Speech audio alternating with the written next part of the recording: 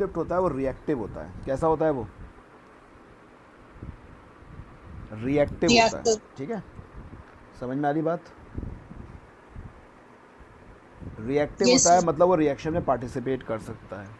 तो ट्रांसक्रिप्शन के बाद भी हमें कुछ उसमें मॉडिफिकेशन करने पड़ते हैं, तो उनको हम बोलते हैं post transcriptional modification. So post transcription modification कहाँ पे होता है? सबसे पहले तो ये याद रखेंगे, न्यूक्लियस के अंदर ही होता है। ठीक है, यस सर। क्योंकि देखो इसके बाद ट्रांसक्रिप्शन के जस्ट बाद ट्रांसलेशन होने वाला है। ट्रांसक्रिप्शन के जस्ट बाद ट्रांसलेशन होने वाला है। एक बात याद रखेंगे, प्रोकैरियोट्स में, मतलब कई बार प्रोकैरियोट्स में और ज़्यादातर तो यूकैरियोट्स में भी ट्रांसक्रिप्शन ख़त्म ही नहीं हो पाता, उसके साथ ही साथ ट्रांसलेशन शुरू हो जाता है। ठीक है, ट्रांसक्रिप्शन ख़त्म ही नहीं हो पाता, उसके साथ साथ मतलब इधर की तरफ अपना ट्रांसक्रिप्शन अभी ख़त्म ही नहीं हो पाया, साथ ही साथ आगे के सेक्शन में मतलब इधर अभी ट्रांसक्रिप्शन पूरा हो नहीं पाया है, तो जितने जितने पार्ट में हो गया है ना ट्रांसक्रिप्शन, उतने पार्ट में ट्रांसलेशन शुरू भी हो जाता है। ठीक है, आवाज़ नहीं आ रही क्या मेरी? यस सर आ रही है। ओके। सो ट्रांसलेशन जो है वो कहाँ होना है? सेल के अंदर। ट्रांसलेशन कहाँ होना है? सेल के सेल अंदर। के अंदर। जबकि ट्रांसक्रिप्शन कहाँ हुआ था हमारा? न्यूक्लियस के अंदर। ट्रांसक्रिप्शन कहाँ हुआ था? न्यूक्लियस के न्यूक्लियस के अंदर। अंदर।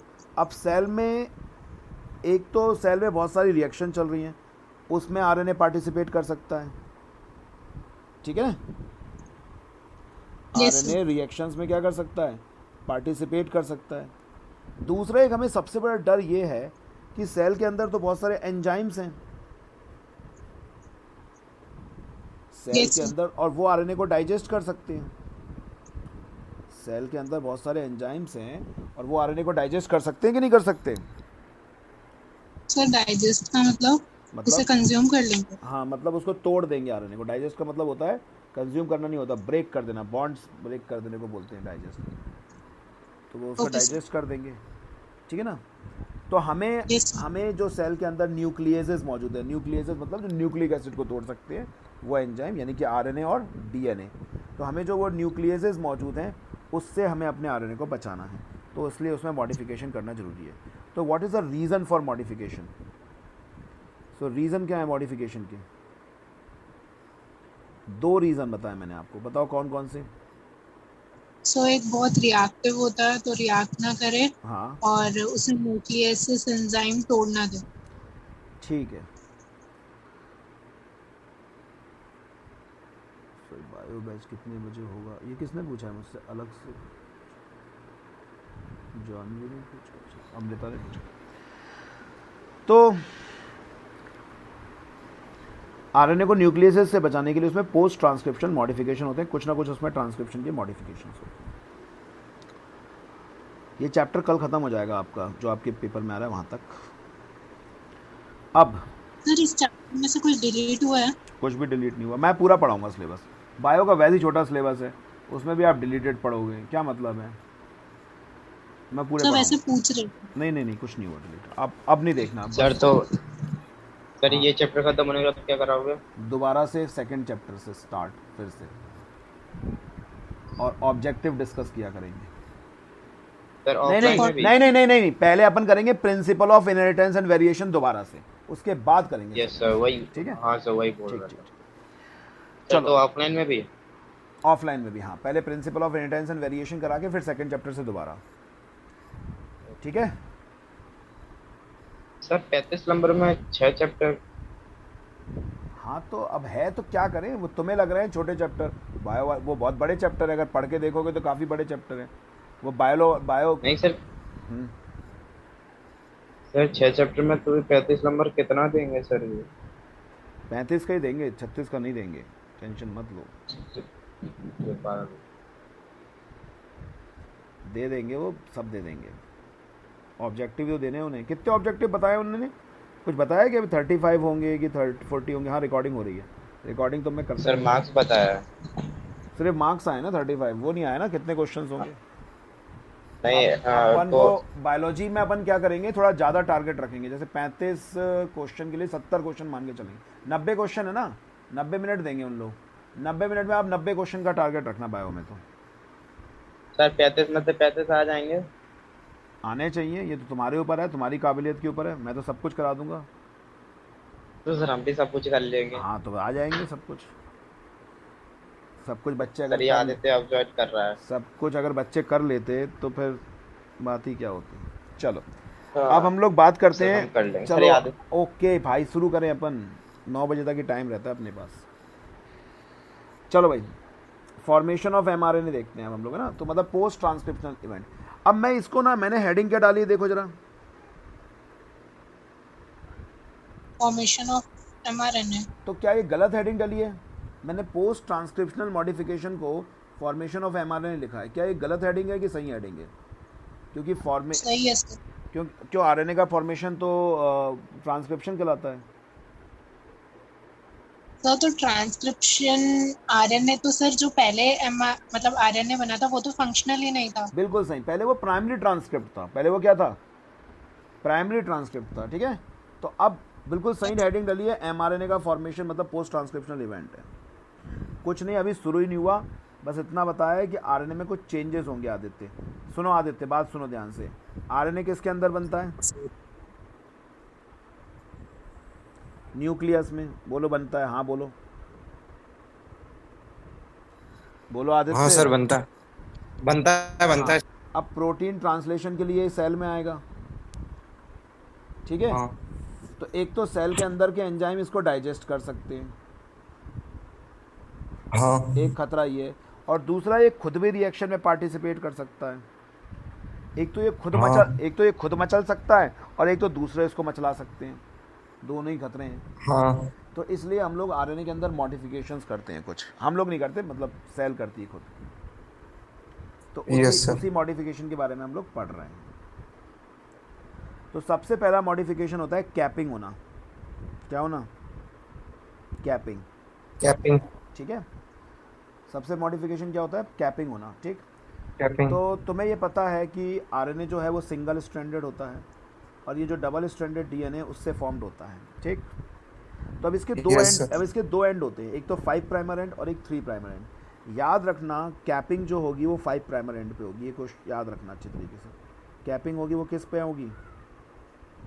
5। कैपिंग होगी वो किस पे होगी? 5 प्राइमर एंड पे। 5 प्राइमर एंड। तो यहाँ पर एक नया न्यूक्लियोटाइड बेस पेयर जुड़ेगा जो कि ग्वानोसिन से बना है।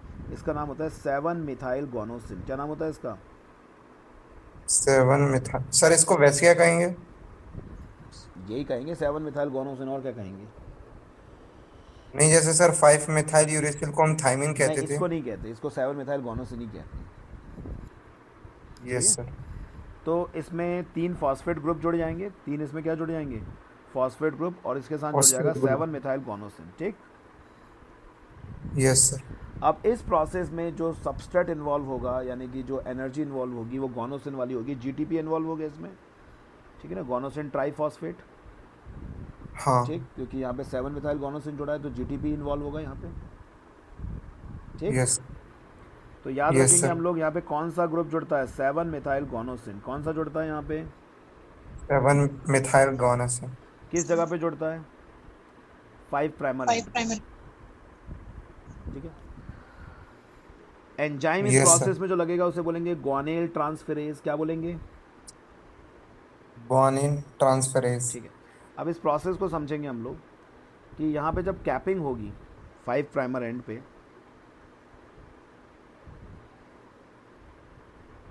ठीक है, कौन सा एंजाइम है? Guanine transferase. Guanyl transferase. क्या नाम है? Guanine guanyl transferase. और स्टाइलिश तरीके से बोला तुमने। चलो अब सुनो, ग्वानेल ट्रांसफेरेज जो यहाँ पे जुड़ा है, सबसे पहले, नहीं सॉरी, ग्वानेल ट्रांसफेरेज नहीं, ग्वानोसिन ट्राइफॉस्फेट जो यहाँ पे जुड़ा है, सबसे पहले तो ये ग्वानोसिन ट्राइफॉस्फेट यहाँ जुड़ जाएगा, ठीक है। क्या जुड़ जाएगा यहाँ पे? Yes sir. ग्वानिन ट्राइसोफाइल ग्वानोसिन ट्राइफॉस्फेट। ट्राइफॉस्फेट यहाँ पे जुड़ जाएगा, और इसको कौन सा एंजाइम जोड़ रहा है? ग्वानाइल सर ट्रांसफेरेज, ग्वानिन ट्रांसफेरेज। ठीक है। एक और आदित्य यहाँ पे जुड़ रहा है, ज्वाइनिंग की कोशिश कर रहा है, ये कौन सा आदित्य है? सर मैं ही हूँ वो। क्योंकि सर ये मेरा मोबाइल नहीं है, किसी और का है। अच्छा, इसके उससे जुड़ने के होता ही बाद मतलब पहले क्या जुड़ा है अपना, गोनोसिन ट्राइफॉस्फेट, क्या जुड़ा है पहले? नहीं। GTP। ट्राइफॉस्फेट।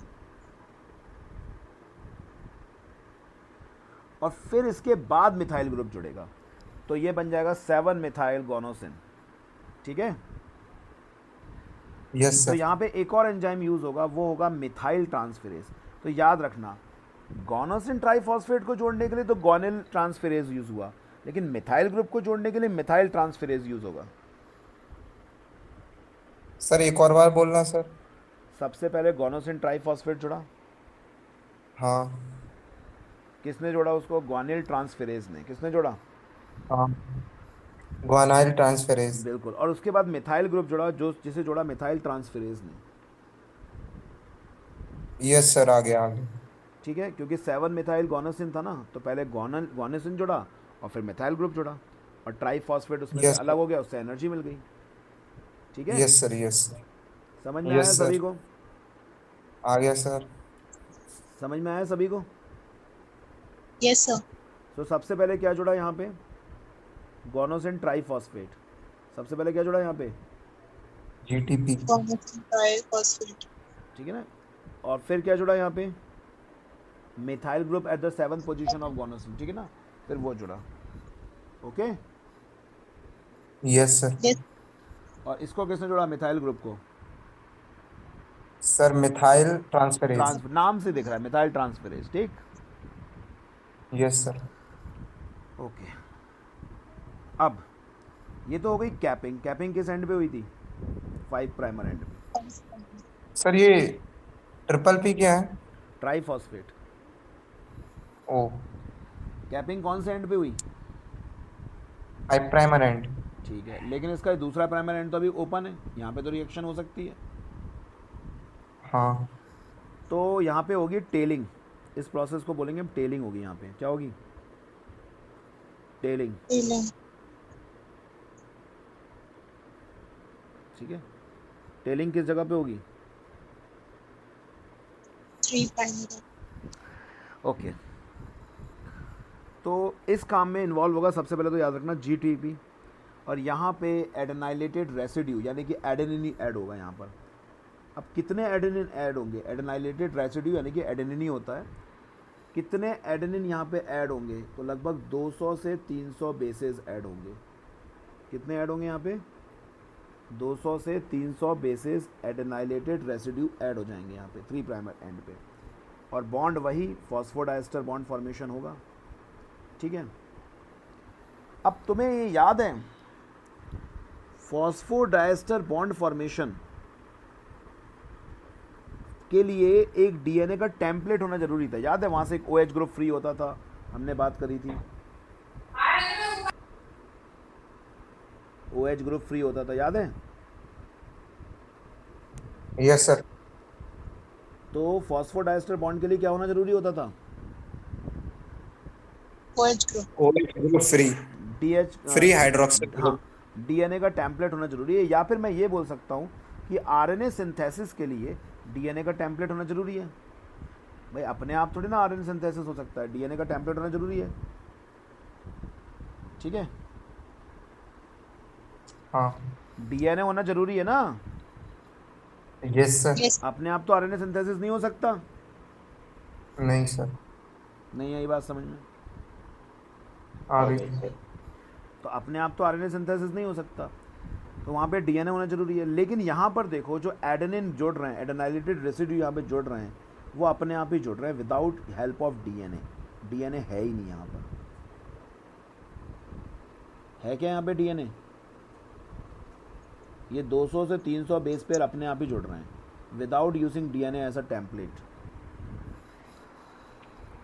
सुन रहे हो तुम लोग? Yes sir. तो इसीलिए टेलिंग जो है, एक टेलिंग को हम बोल सकते हैं it is an example of DNA template independent tail synthesis. मतलब यहाँ पे आरएनए सिंथेसिस हो रहा है पर वो डीएनए टेम्पलेट के इंडिपेंडेंट है। तो इसे हम बोल सकते हैं RNA synthesis without the involving of DNA as a template. Okay, DNA को एज अ टेम्पलेट नहीं लिया जा रहा है यहाँ पर। नहीं आई बात समझ में? आ गई सर। ठीक है, सबस्ट्रेट याद रखेंगे, पिछली बार जीटीपी थे लेकिन यहाँ पे ए जुड़ रहा है तो एटीपी होगा। एंजाइम जो है यहाँ पे एडेनाइलेटेड पॉलीमरेज होगा क्योंकि ये पॉलीमर बना रहा है, तो एडेनाइलेटेड पॉलीमरेज। पिछली बार ट्रांसफेरेज था क्योंकि ट्रांसफ़र किया था उसने ग्रुप को। ठीक है, यहाँ पे पॉलीमरेज क्योंकि पॉलीमर मतलब कि एक लॉन्ग चेन बनवा रहा है वो। नहीं सुन रहे यस तुम लोग? सर। Yes sir. तो इस बार क्या है? एडेनाइलेटेड पॉलीमरेज। क्या है इस बार?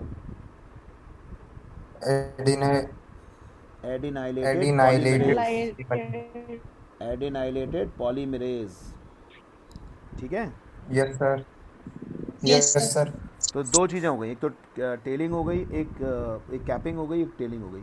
याद रखेंगे टेलिंग के एंड पे हुई है 5 प्राइमर एंड पे, और सॉरी कैपिंग के एंड पे हुई है 5 प्राइमर एंड पे, और टेलिंग के एंड पे हुई है 3 3 प्राइम। ठीक। 3 प्राइमरी। सर। हाँ बोलो।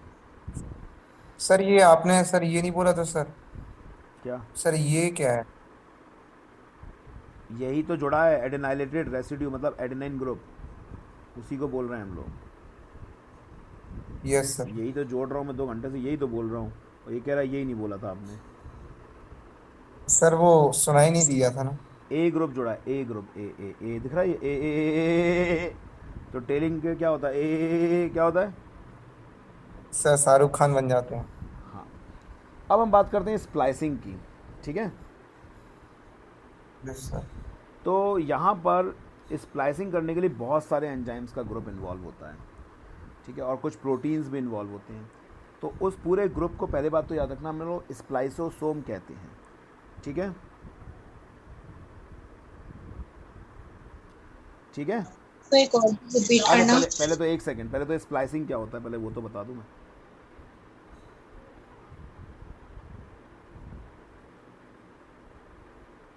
स्प्लाइसिंग, ठीक है। अब देखो, तुम्हें ये तो पता ही है कि जब ये आरएनए बनेगा, हाँ। तो इसमें एक तरफ तो कैपिंग हो गई और एक तरफ टेलिंग हो गई। ठीक है, 5 हाँ। प्राइमर एंड पे कैपिंग हो गई, 3 प्राइमर एंड पे टेलिंग हो गई। लेकिन अभी भी इसमें जो बनते हैं बहुत सारे बीच में क्या होते हैं? इंट्रॉन, जो आगे जाके फंक्शनल प्रोटीन नहीं बनाने वाले। कहीं कहीं पे एक्सॉन और बहुत जगह पे कहीं क्या कहीं होते पे हैं? इंट्रॉन। इंट्रॉन। तो अब ये बताओ मुझे, क्या इंट्रॉन को हटाना ज़रूरी नहीं है? Yes sir. यस है सर। सर। ये इंट्रॉन का कोई मतलब ही नहीं है, तो इनको हटाना जरूरी है। अच्छा, एक ऐसी क्वेश्चन पूछ रहा हूँ, अगर कोई म्यूटेशन इंट्रॉन में हो रहा है तो उससे हमारे कैरेक्टर में क्या चेंज आएगा? कोई चेंज आएगा कि नहीं आएगा? नो सर, कोई चीज नहीं आएगा। यस सर, नहीं आएगा। तो पता है इंट्रॉन में बहुत सारे म्यूटेशन होते रहते हैं और वो नेक्स्ट जनरेशन में ट्रांसफ़र भी होते रहते हैं, लेकिन हमारे अंदर कोई चेंज नहीं आता। लेकिन ये इसकी वजह से डीएनए पॉलीमॉर्फिज्म होता है, जो आगे मैं बताऊंगा, जो कि डीएनए फिंगरप्रिंटिंग का बेसिस बनता है। और ये इंट्रॉन जो म्यूटेशन होता है, इंट्रॉन में जो चेंजेस आते हैं वो, उसके हमारे अंदर कोई चेंज नहीं आता, मतलब एक as a external character change नहीं आएगा, लेकिन उसकी वजह से बहुत कुछ और बदल जाएगा लाइफ में। आगे बताऊंगा डीएनए फिंगरप्रिंटिंग में वो। ठीक है, यस सर। Yes sir. वैसे देखा जाए तो ये इंट्रॉन जो हैं बेकार चीज़ है ना। हाँ। क्यों? डीएनए ने पूरा आरएनए सिंथेसिस किया, पूरा का पूरा आरएनए सिंथेसिस हुआ इस डीएनए को लेके, और फिर पीछे से बैठ के इंट्रॉन हट रहे हैं। ये बेकार है कि अच्छी चीज़ है? बताओ। देखने का नजरिया है। बहुत सही बात बोली, देखने का नज़रिया है। अगर तुम देखो इंट्रॉन्स नहीं होंगे तो हमारा जो डीएनए पॉलीमरेज है ना, जो डीएनए से डीएनए बनवाता है, या आरएनए पॉलीमरेज, वो इतने इफेक्टिव एंजाइम नहीं है। प्रोकैरियोट्स के एंजाइम बहुत इफेक्टिव होते हैं और उससे हमारे अंदर बहुत तेज़ी से म्यूटेशन आ सकता है। ज़्यादातर म्यूटेशन हमारे इंट्रॉन रीजन में आते हैं, ठीक है, इसलिए हमें कोई फ़र्क नहीं पड़ता। सर एक डाउट है बोलो। सर, अगर इतने इम्पोर्टेंट है इंट्रॉन तो इन्हें हटाते क्यों है फिर? लास्ट में जाके तो वो रिमूव ही होते हैं ना। लास्ट में जाके रिमूव होते हैं क्योंकि उनकी ज़रूरत नहीं है, क्योंकि ट्रांसलेशन मैकेनिज्म में एनर्जी वेस्ट नहीं करनी ना, रेप्लिकेशन तो ज़रूरी है। तो सर प्रोटीन बनाने में काफी क्या? प्रोटीन बनाने में ये लोग तो काम कर ही नहीं रहे। तभी तो हटा रहे हैं। अपन को डायरेक्ट प्रोटीन सिंथेसिस करनी है, बीच में पंक्चुएशन थोड़ा रखना है। प्रोटीन सिंथेसिस कंटिन्यूस फैशन में होना चाहिए, बीच में पंक्चुएशन नहीं आना चाहिए। रोटेशन से फिर हमारी बॉडी पे अफेक्ट कैसे पड़ता है किसके? सर? मतलब फिर इसके म्यूटेशन नहीं से पड़ता ना हमारी बॉडी बॉडी। का। मैं कब कह रहा हूँ इनके म्यूटेशन बॉडी पे इफेक्ट पड़ता है? तो सर फिर आपने कहा था ना डीएनए फिंगरप्रिंटिंग का बेस फिंगरप्रिंटिंग, तो बनता है। डीएनए फिंगरप्रिंटिंग इसलिए इम्पॉर्टेंट है, उससे हम पता कर लेते हैं कि कोई सस्पेक्टेड किसने मर्डर किया है, किसने क्या किया है। वो तो डीएनए फिंगरप्रिंटिंग का बेसिस है। मैं तो इंट्रॉन की इंपॉर्टेंस बता रहा था कि अगर मान लो इंट्रॉन्स नहीं होते, सिर्फ पूरे डीएनए एक्सॉन होता, तो एक छोटा सा म्यूटेशन पूरे बॉडी के कैरेक्टर को चेंज नहीं कर देता। हाँ सर, कर देता। Yes sir. तो ये तुम्हें क्या लगता है इंट्रॉन की इंपॉर्टेंस नहीं हुई? भाई अपने सर ऊपर हुई सब, अपने ऊपर सब कुछ झेल लेता है बेचारा, कुछ नहीं करता, सब कुछ अपने और ऊपर उसको झेल जगह ही लेता नहीं है। मिलती। और एक्सॉन हमारा बच जाता है। हमारे DNA polymerase, RNA polymerase effective enzyme नहीं है बहुत। भरोसे मत रहना, इस बिल्कुल गलत फहमी मत रहना तुम दिव्यांशा। बहुत इफेक्टिव एंजाइम नहीं है ये, प्रोकैरियोट जितने इफेक्टिव नहीं है।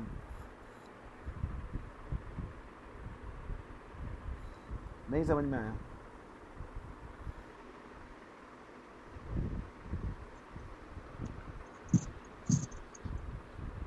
समझ में आया कि नहीं आया?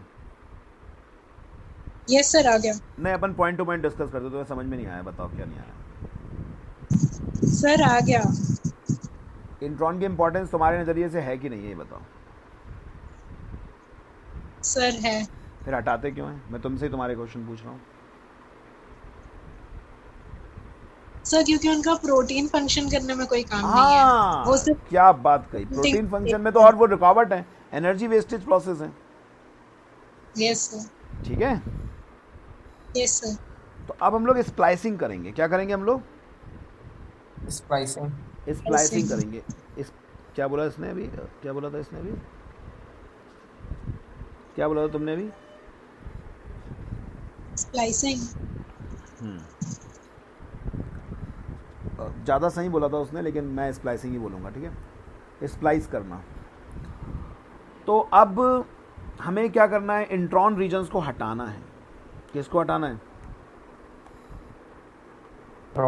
इंट्रॉन को। इंट्रॉन्स को हटाना है। और क्या जोड़ना है? एक्सॉन। एक्सॉन को हमें जोड़ना है। तो इस प्रोसेस में एक कॉम्प्लेक्स यूज़ होगा जिसे हम बोलेंगे स्प्लाइसोसोम कॉम्प्लेक्स, ठीक है। Yes sir. इसको हम लोग स्प्लाइसोसोम कॉम्प्लेक्स या स्नरप्स बोलते हैं, या फिर हम लोग इसको SNRMP यानी कि small nuclear ribo nuclear protein, क्या बोलते हैं? Small nuclear ribo nuclear protein बोलते हैं। आप स्प्लाइसोसोम कॉम्प्लेक्स बोल सकते हो अभी हाल फिलहाल के लिए। सुन रहे हो? Yes sir. नहीं सुन रहे? Yes sir. ठीक है, सुन रहे हैं। ठीक ठीक। तो अब बीच में इंट्रॉन है, ये एक्सॉन है, ठीक है। तो यहाँ पे क्या होगा? इंट्रॉनिक लूप बनेगा। क्या बनेगा? इंट्रॉनिक लूप। जैसे कि देखो, ये एक्सॉन है, मैं एक काम करता हूँ, ये एक्सॉन, ठीक, फिर ये इंट्रॉन, ठीक है। पीले Yes, पीले sir. एक्सॉन, एक्सॉन कम होते हैं, Yes, इंट्रॉन sir. ज़्यादा होते हैं, तो थोड़ा सा मैं ऐसे बना देता हूँ, ठीक है। Yes sir. तो यहाँ पे स्प्लाइसोसोम कॉम्प्लेक्स आता है, ठीक है। इस जगह पे स्प्लाइसोसोम कॉम्प्लेक्स आता है और इस वाले स्ट्रक्चर को घुमा देता है, जैसे यहाँ से यूँ घुमा देगा ऐसे, ओके, ऐसे। ओके, ये समझ में आ रही बात? तो थोड़ी देर बाद यस सर। तो थोड़ी देर बाद ये कुछ ऐसा हो जाएगा।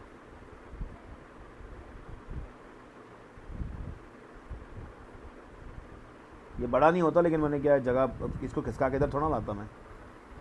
समझ रहे बात को? Yes sir. हाँ सर। अरे यार, ये व्हाट्सएप पे बीच में ही, एक मिनट रुकना।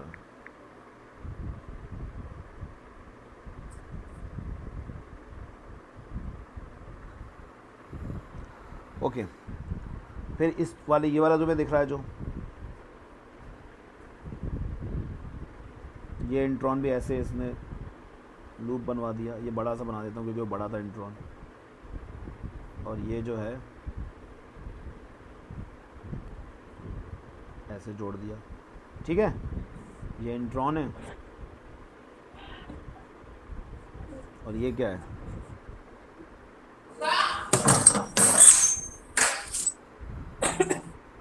समझ में आ रही बात?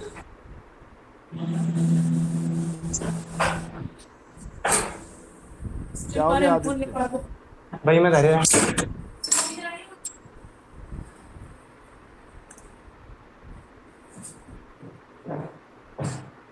Aditya yes sir. कहाँ धरे हैं? इधर सुनो। कहीं नहीं सर। ओके, अब ये जो तुम्हें इंट्रॉनिक लूप दिखाई दे रहा है ना, ये लूप, इंट्रॉनिक लूप, ये दिख रहा है, ठीक है ना? हाँ ये इंट्रॉनिक लूप दिख रहा है ना, आफ्टर स्प्लाइसिंग। ये अलग कर यस दिए सर। जाएंगे, ये अभी अलग कर दिए जाएंगे,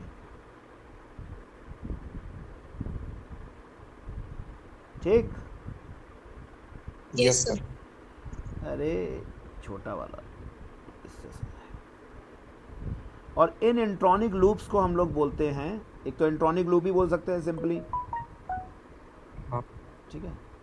और इसको हम लोग बोलते हैं लैरिएट फॉर्मेशन, यानी कि ये जो है, ये स्ट्रक्चर को लैरिएट बोला जाता है। एक तो इंट्रॉनिक लूप बोल सकते हैं हम लोग, या फिर लैरिएट बोल सकते हैं हम लोग, ठीक है। सर, स्प्लाइसिंग स्प्लाइसिंग दी किसने दी? मतलब किसी ने तो दी होगी ना इसको। डिस्कवर्ड। अच्छा, डिस्कवर्ड, पता नहीं मुझे, ऐसा कोई क्वेश्चन है नहीं आज तक कभी, लेकिन मैं देख देता हूँ, नेट पे सर्च कर लेता हूँ। Who discovered splicing?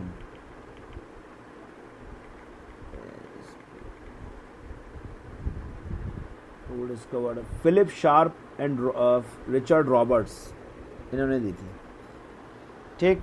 Yes sir. अरे ये तो है यार, मैं भी पागल हो गया हूँ। Phillip Sharp and Richard Robert, ठीक है। अपने सिलेबस में नहीं है, चिंता मत करो।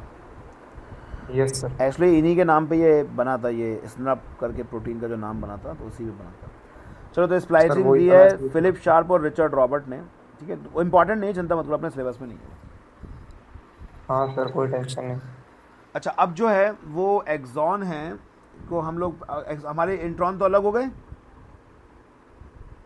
हाँ यस सर। ठीक है। और एक्सॉन जो है आपस में जोड़ दिए जाएंगे, किससे? आरएनए लाइगेज से। आरएनए लाइगेज इनको आपस में जोड़ देगा, किनको? इसको अलग करके एक्सॉन्स को आपस में जोड़ देगा। कौन सा एंजाइम?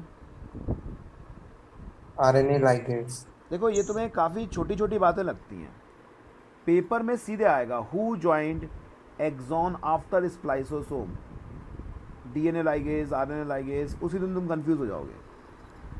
और इसलिए डीएनए लाइगेज तो नहीं लिखेंगे। नहीं लिखोगे, लेकिन मतलब हो सकता है आरएनए लाइगेज भी ना लिखो तुम, तो इसलिए कंफ्यूज हाँ नहीं होना, ठीक।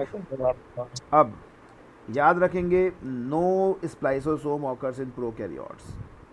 Prokaryotes Why? में कोई भी स्प्लाइसोसोम नहीं होगा, ठीक। Okay, yes sir sir. किस? प्रोकैरियोट्स में कोई भी स्प्लाइसिंग नहीं होगा, ज़रूरत ही नहीं है ना वहाँ पे। वहाँ पे तो सीधे सीधे आरएनए बनता है, ठीक है। ये किस? सर एक और बार बता दो। अरे मैंने कुछ बोला ही क्या अभी? ये समझ में आ गया यहाँ तक? एक्सॉन जोड़ेंगे आरएनए लाइगेज हाँ से, सर। बस मैंने ये बोला सर वो कि प्रोकैरियोट, सर मैं भूल गया शायद। प्रोकैरियोट्स में स्प्लाइसिंग नहीं होंगे, क्योंकि वहाँ पे इंट्रॉन एक्सॉन जैसे कॉन्सेप्ट नहीं है ना। स्प्लिट जीन्स तो ओ यहीं पर है यूकैरियोट्स में, यस सर आ गया, अब आया मुझे। चलो अब हम बात करते हैं जेनेटिक कोड की। किसकी बात करते हैं? Genetic code. जेनेटिक कोड का जो टर्म दिया था वो दिया था गैमाओ ने। किसने दिया था? सर ये गमा। साइंटिस्ट हाँ, आते हैं क्या पेपर में? ये साइंटिस्ट जितने मैं लिख रहा हूँ बस उतने ही आते हैं, उससे अलावा नहीं आएंगे। मैं एनसीईआरटी के ऊपर के नहीं लिख रहा। Yes sir. Yes sir. Now what are genetic code? Genetic code है सीक्वेंस किसके? ऑफ एमआरएनए पर mRNA। मौजूद, जिनमें इंफॉर्मेशन होगी अमीनो एसिड सिंथेसिस के लिए। ठीक। Yes sir. एमआरएनए के जो कोड्स होते हैं जो बने हैं ए जी, इन्हीं को जेनेटिक कोड कह रहे हैं हम लोग। Okay yes sir. चलो अब गैमाओ ही वो साइंटिस्ट थे जिन्होंने बताया कि तीन नाइट्रोजनियस बेसिस मिलके एक अमीनो एसिड को बनवाते हैं। कोडोन। यानी कि अमीनो एसिड ट्रिपलेट होता है नेचर में। कैसा होता है? ट्रिपलेट। तो एक कोडॉन ट्रिपलेट होता है। कैसा होता है? ट्रिपलेट। ओके। सर एक और इन्हीं बात। में जेनेटिक कोड। जेनेटिक कोड में गैमाओ ही वो सबसे पहले साइंटिस्ट थे जिन्होंने बताया था कि 3 नाइट्रोजनियस बेस कोड मिलके एक अमीनो एसिड को बनवाते हैं। Okay sir. ठीक है। यानी कि कोडॉन ट्रिपलेट होता है नेचर में। 3 मिलके एक को बनवाना मतलब कोडॉन कैसे हैं? ट्रिपलेट है नेचर में। ओके नहीं सर। आया बात समझ में? आ गई सर। अच्छा एक दो बातें अब मैं और बता दूं इसके बाद पहले कि ये नोट पॉइंट के लिए जगह बची थी, मैं ध्यान भूल गया। यहाँ देखो, इधर देखो।